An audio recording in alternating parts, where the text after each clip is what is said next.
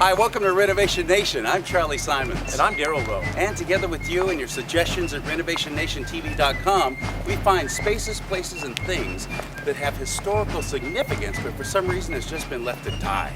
Until some entrepreneur or visionary or even an entire community gets together and says, that's enough. This week we're going to explore the renovation of Franklin Delano Roosevelt's personal floating White House known as the USS Potomac.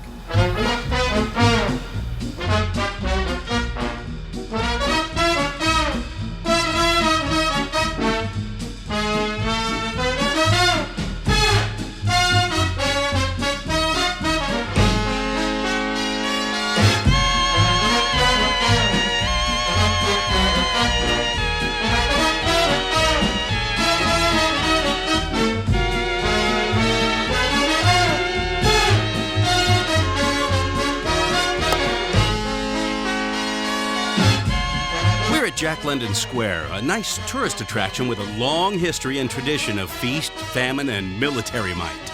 Named after the famous and infamous author, Jack London Square is part of the Port of Oakland in Northern California's San Francisco Bay Area. Oakland, home of the Oakland A's, Raiders, and Golden State Warriors, has always been the blue-collar neighbor to the swankier San Francisco across the bay. It is the people of Oakland's get-it-done attitude that contributed to the successful renovation of a forgotten treasure known during the time of the Second World War as the Floating White House. Well, originally the ship was a Coast Guard cutter. Its keel was laid in 1934, and it actually performed those duties for a brief year and a half. And then it was chosen to become the presidential yacht for a number of reasons, primarily because President Roosevelt, as the former Undersecretary of the Navy, had passionate love affair with Navy ships. He loved them. So let's go aboard with them for our first visit with the President since he went fishing. He looks fine, rested from the cares of state, as he entertains the governor of the Bahamas, and then holds an informal press conference for the flying correspondents and Pathé News. So let's ask a question, too. Mr. President, how big was the fish you say you caught? Well, not quite a whale, but it's more than most fishermen catch. It was a difficult time to lead, what with the nation still reeling from the Great Depression, and there was a foreboding dark cloud forming over many parts of the world. It must have seemed like some sort of bizarre clearance sale was going on, and every aggressive dictator must be sold before midnight tonight because the planet had lost its lease. Mussolini, Buongiorno, Stalin, Rasvetja, Hirohito, Konnichiwa, and of course that wacky laugh-a-minute Hitler. Guten Tag. Let me assert my firm belief that the only thing we have to fear is fear itself. This great nation will endure as it has endured, will revive and will prosper. On Monday, August 4th, 1941, 4 months before Japan had even attacked Pearl Harbor, President Roosevelt slipped away aboard the USS Potomac as part of a secret plan to meet the British Prime Minister, Winston Churchill. During this historic rendezvous, those two studs formed the beginnings of an allied partnership that would eventually become the United Nations after the war. It was called the Atlantic Charter. To the world, President Roosevelt seemed absolutely fearless, but little did they know about one great fear that plagued FDR. The president was deathly afraid of fire. And his previous yacht, the Sequoia, was an all teak and beautifully varnished boat, but would probably go up like a torch. So the steel hull, the safety of the steel hull, and the lines of the ship were all factors in deciding on what once was the Electra became the Potomac. You give me fever. Being confined to a wheelchair definitely added fuel to his fear of fire. So when Franklin Roosevelt was elected the 32nd President of the United States in 1936, he requisitioned the ship from the Coast Guard and made sure that part of the retrofitting included a special safety feature. The doors in the living compartments in the lower part of the ship are all held open with an electromagnet. And this one little button here turns off all the electromagnets, so all the doors close at the same time. And heaven help you if you happen to be standing in the doorway at the time. Kids love this. Really? Oh, yeah. So it's still hooked up. It still works. Oh, yes, it still works. Want to try it? Yeah. Yeah, go ahead, push it. Really? Back. Yeah. I can push it? What the? Now everybody that's downstairs is trapped. Well, as most of us are aware, he was stricken with polio when he was a younger man, before he even ran for president. And he lost the complete use of his legs. But in that era, someone confined to a wheelchair was not taken seriously, often confined to an institution. Regardless of their mental acuity, they were often thought to be subhuman. And President Roosevelt was far from that. And so by sheer determination and some engineering, they designed a set of steel braces that allowed him to stand erect so that people would not know that he was confined to a wheelchair. He'd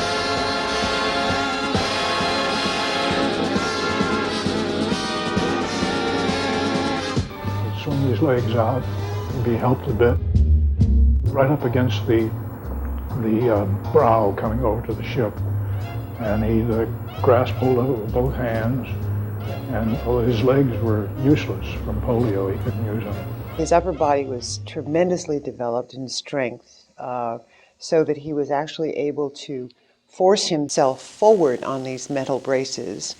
And you'll notice in most of the photographs of President Roosevelt, there is either a young captain or his son James will be standing on one side of him. And that was his support system. It was so subtly done and so well done that 90% of the American public had no idea that President Roosevelt was confined to a wheelchair. President Roosevelt spent as much time on the ship as he could. The press didn't call it the floating White House for nothing. When he wasn't entertaining dignitaries, friends, and family, he was enjoying some leisure time with a little fishing, card playing, and his all-time favorite, stamp collecting. Nerd alert!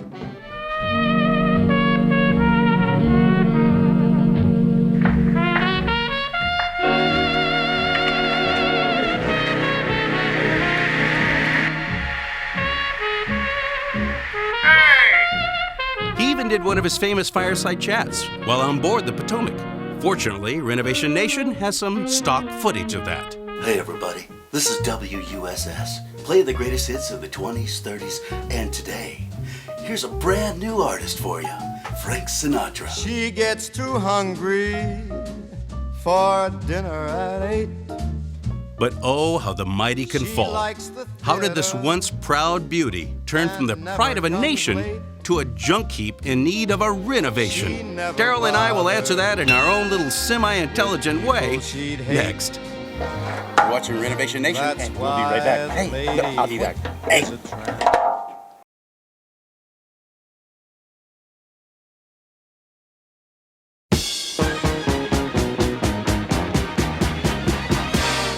Here we go with round 2 of Renovation Nation. Before something can be renovated, well, it needs to first deteriorate and be left to die. What happened to the USS Potomac after President Roosevelt's untimely death in office in 1945? Well, she became a Ferry boat, she was a cruise ship, she was in the Caribbean, and she was designated to be used as a disco. Oh my, what a degradation.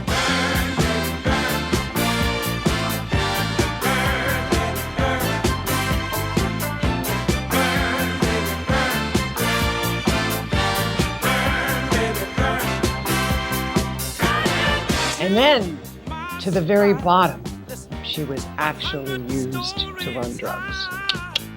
I'll tell you, when you fall hard. Even Elvis Presley owned the ship at one point. Did he change the name? Hey, baby. Welcome to the USS Punka Punka, burning low. Nah. Come this way, honey. Well, I kind of liken the Potomac to a grand lady of the sea. You know, as a young woman, she was a stalwart protector of our borders. As a more mature woman, she became the lady of the president. And once the president passed on and she was sold down the way, she sort of lost her luster, and she became less and less the lady of the seas that she once was. After the Potomac was seized in that 1980 drug raid, she was towed to the naval base known as Treasure Island, which sits right in the middle of the Bay Bridge. Well, not actually in the middle of the bridge. That would be silly. While President Roosevelt's former floating White House was wasting away in the bay, everybody was trying to figure out what to do with her. In between watching Miami Vice, driving their K-cars, and grooving to their Flock of Seagulls 8-tracks, the Coast Guard, U.S. Customs, and the Navy all said, "We don't want it." Then one dark and mysterious Bay Area night. Back in 1981, when the ship's hull was accidentally and mysteriously pierced, it did sink to the bottom of the San Francisco Bay. For several weeks, at least 2 that we know of, this is where the water level would have been. So it took them 2 weeks to resurface the ship. The raising process was started. The Navy was somewhat embarrassed by the fact that this national treasure was sitting on the bottom of San Francisco Bay, and also that it happened essentially under their watch. Renovation Nation has a theory about how that hull was pierced. Ensign, reverse engines. I'm right here, Captain. Well, reverse engines. Oh, God, for the love of... Leave a note. We'll leave a note. Once the then director of the Port of Oakland found out about it, he leapt into action and bought the Potomac for, get this, $14,999. I know it sounds like a used car commercial, but if he would have paid the minimum threshold of $15,000, the federal and state government would have gotten involved, and who wants that kind of headache? Next on Renovation Nation, the renovation itself.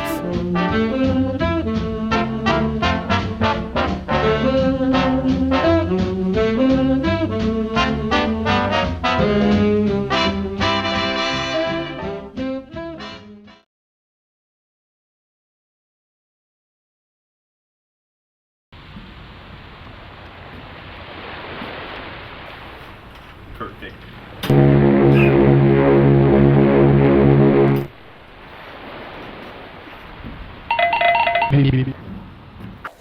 Renovation Nation floats on. President Roosevelt's personal ship and floating White House was rescued from certain metal scrap heap hell when the Port of Oakland bought the former queen that had been, if you'll pardon the Western colloquialism, rode hard and put away wet. In 1982, the former president's son, James Roosevelt, found out about it and spearheaded a campaign to raise funds for the renovation of the USS Potomac by going to then-President Ronald Reagan to ask for a $3 million grant. President Reagan said, "Well, no," and then proceeded to give him $3.5 million instead. The other $1.5 million in manpower needed to complete the restoration was a cooperative effort with organized labor, maritime corporations, and dedicated volunteers from the community. It took 15 years from the time she was seized by the U.S. Customs Service for a role as a front for drug smugglers to the finally renovated beauty in 1995, which you may now visit at Jack London Square in the Port of Oakland, California. Even the donated lifeboats are as they were when she ruled the seas with the president until 1945. Back in the day, this Chris craft was the Cadillac of personal watercraft. They used it to haul mail back and forth to the president and to bring dignitaries out to see the Potomac.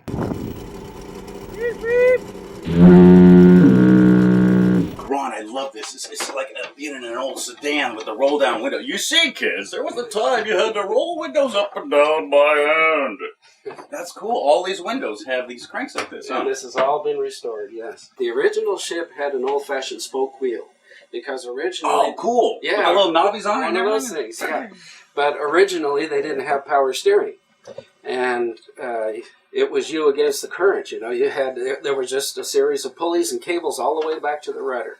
Now there's a great big hydraulic ram that steers the ship, so it's a lot easier to steer. Hydraulic ram. This is called a binnacle. And binnacle? With a B? Binnacle, yes. And this is just basically just a compass. That's how you navigate the ship. And these things are to deflect extraneous magnetic currents so it doesn't interfere with your compass. Oh. This controls the engines. This is the power. This is your power, yes, forward and reverse. And you have 2 engines, 2 propellers. And this is very important for the control of the ship because this ship is controlled with just a rudder. It doesn't have any bow thrusters like the modern ships. You can actually turn the ship around in 165 feet of water, the length of the ship, just by running one engine forward and the other reverse. So it makes us very, very maneuverable. Really? So we could be 165 feet long. We're in a pool, a big giant doughboy. In a harbor. About 165 and a half feet. Okay. And we could literally just spin around and around. Yes. If your doughboy was 10 feet, that's the amount of draft the ship has, so it'd have to be 10 feet deep. Now tell me what this is, Ron. That's an old-fashioned voice tube. We don't use that very much anymore. This is when the navigator wants to talk down to the captain. The captain's office is directly below us. And if he wants to talk to him and get a question answered, he just has direct communication with him. Hey, Captain Crunch, we need some more milk up here. Huh? Let's get a move on. Shut up! I'm busy. Real mature. The ship's structure and furnishings have been carefully restored to its appearance in 1939, based on original plans, historical photographs, and personal recollections of family and crew members. Even the service buttons were replaced. This little red button over here is just screaming out at me. What is this for? Yes, you'll see these in all of the staterooms, and this is a call button to call for a steward if you want something and you want some attention. Let's say you want a little snack while you're in bed. You just push that button and it rings an alarm in the galley. So was there always a steward on duty? There was a steward on duty, yes, at the beck and call of the president and the president's guests. Can I push it? I wouldn't do that. It sets off an alarm in the galley. Is it loud? It's pretty loud. Oh, yeah. come on, let me push it. Well, is there anybody in there? I don't think anybody's in there. Go ahead.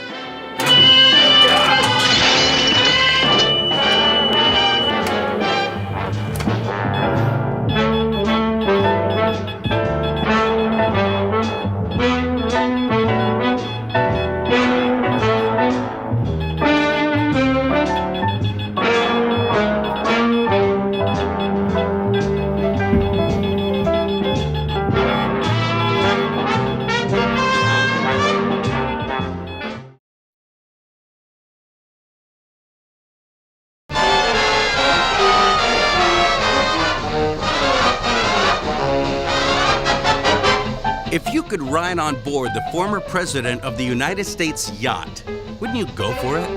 Well, like more than 80,000 other visitors to the USS Potomac, you can. How cool does it look when she motors by? When you see her on San Francisco Bay, especially on a bright sunshiny day like today, the water is blue, the sky is blue, and here comes this white lady sliding through the water. The reaction is amazing. People look and they say, she's so beautiful. And she is. We do 2-hour history cruises on the bay throughout our season, which is the 1st of May through Veterans Day. And those are wonderful because the docents, like my friend Ron over here and some of the other 90 wonderful people, when we go out on cruises, we have usually about 10 or 12 docents on board. They take tours of the ship. They answer questions, and they're available to talk about any aspect of the Roosevelt era or the ship itself. Our mission statement is to maintain the ship as an educational entity that brings to the public, to students, young and old, the history of the Franklin Delano and Eleanor Roosevelt era. Like any landmark or museum, there's a special appeal for a private party sometimes to have this experience in addition to having a celebration. And we've had private individuals and corporations who've used our ship on a charter basis to celebrate special occasions. I can't tell you how many 50th wedding anniversaries we've had on board this ship because these are the people that remember Roosevelt. You know, if they're celebrating 50 years of marriage, they remember Roosevelt.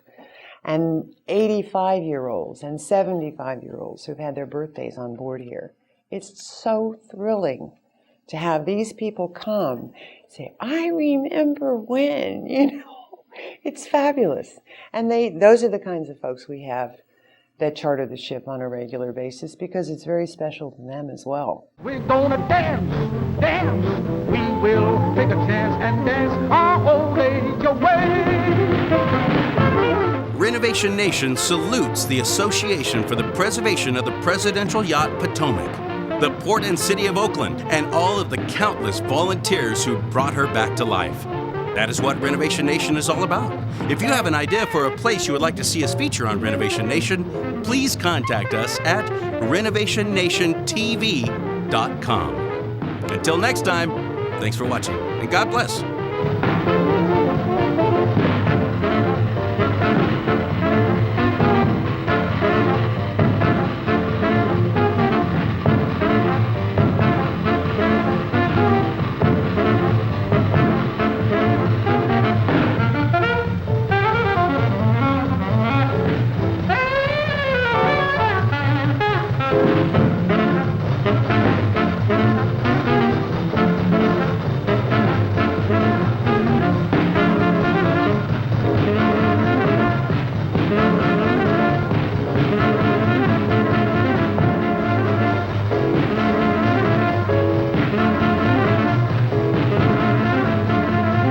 capers that they cut today, my, but they are grand. But you just watch us old folks go with our monkey glands. We're gonna dance, dance. We will take a chance and dance our old age away.